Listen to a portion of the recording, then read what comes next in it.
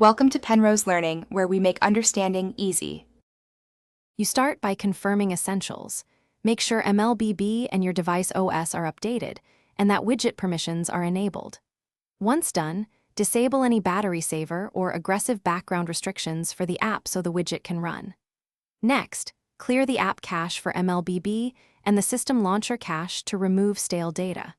You do this because leftover cache or power limits often prevent widgets from initializing. These first steps remove common blocks and prepare the system for deeper fixes. You now perform the detailed execution. Remove the existing MLBB widget from the home screen and reboot the device to clear transient errors. After reboot, add the widget fresh from the picker, choosing the correct size and configuration. If it still fails, switch to the stock launcher or a compatible alternative to rule out launcher bugs.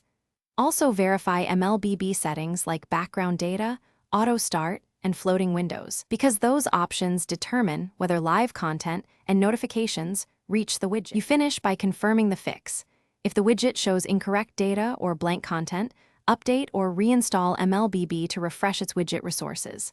Once reinstalled, test the widget. If problems persist, boot into safe mode to detect third-party app conflicts or check system logs if available. Finally, test on a second device or a different account to determine whether the issue is device-specific or server-side. If it's server-related, wait for a patch. If device-related, factory reset only as a last resort. Thanks for watching. If this was helpful, leave a like and consider subscribing. See you next time.